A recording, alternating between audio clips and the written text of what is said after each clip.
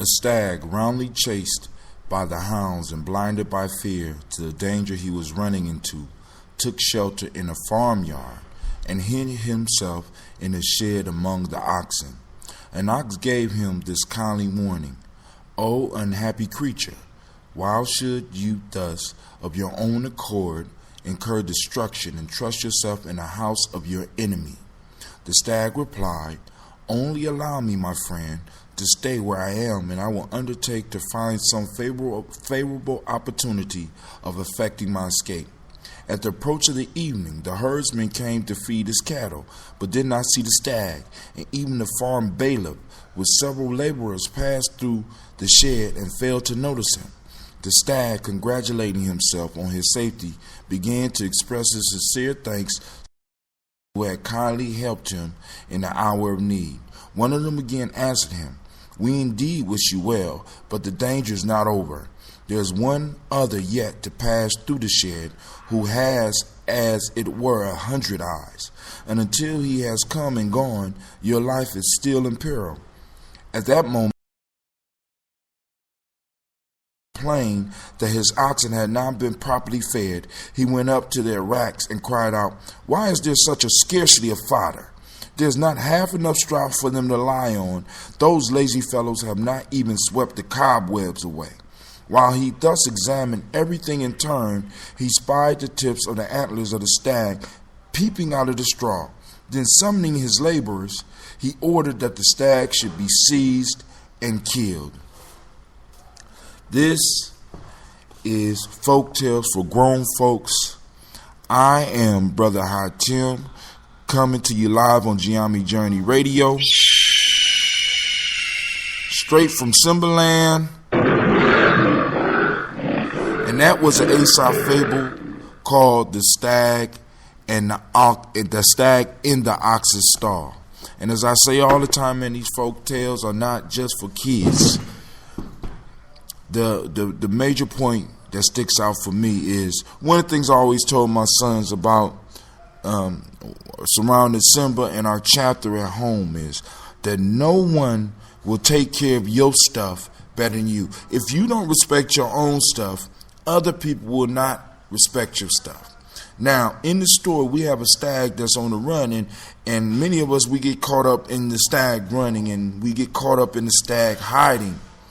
And the stag hid in a stall with oxen. And we noticed that the herdsman came in, and the herdsman didn't notice the stag. We noticed that the bailiff, somebody who should have noticed the stag, did not.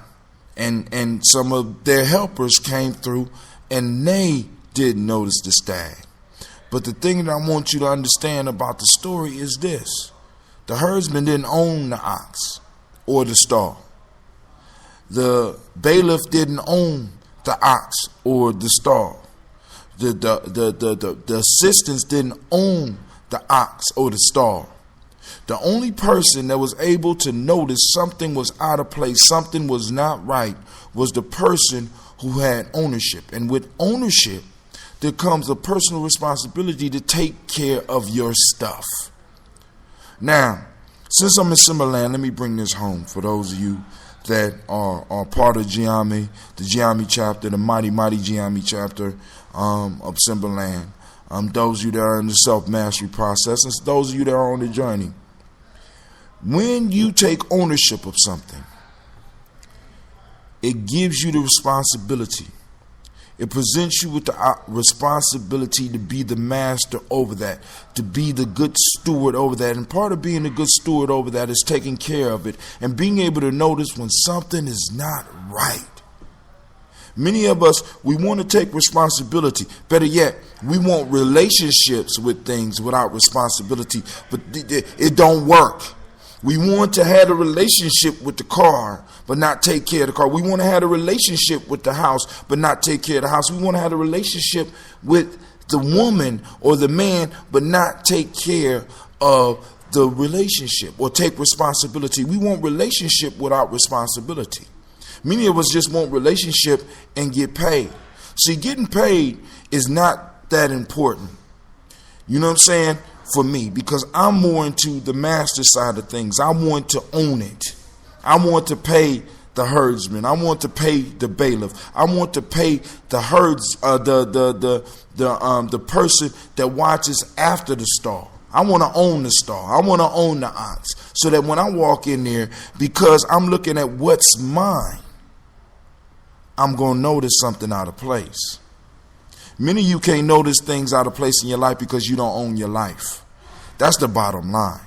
You don't own your life. Somebody else owns your life. So they could come into your life and tell you what's wrong with it because you haven't taken ownership of your life. You haven't given yourself permission to take ownership of your life. Also, I want you to notice in this story, another lesson in it is do not hide in the house of your enemy. The stag was on the run for his life, and he decided to hide in a farmhouse where they domesticate animals and basically make them a slave.